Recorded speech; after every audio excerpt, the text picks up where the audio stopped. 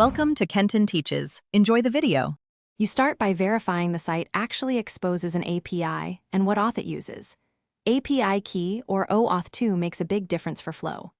Once that's clear, capture the base URL, common endpoint patterns, and required headers so you can craft valid requests. Install a tool like curl, HTTP, or Postman and obtain a development API key or token. This gets you to the first runnable request quickly and explains why each piece is needed. You now implement the authentication flow, include the API key and headers, handle bearer tokens, or complete the OAuth 2 code exchange. This secures subsequent calls. Then build requests.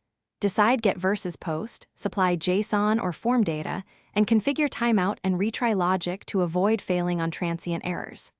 Once done, run real tests with representative parameters, inspect status codes and response schema, and check rate limit headers so you can plan backoffs and paging correctly.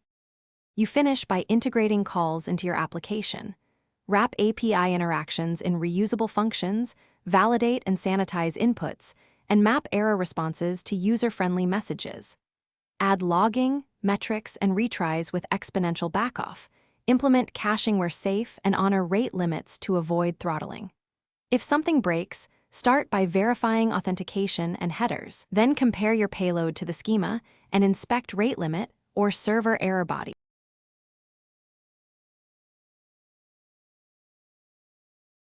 Thanks for watching. Please subscribe if this video was helpful.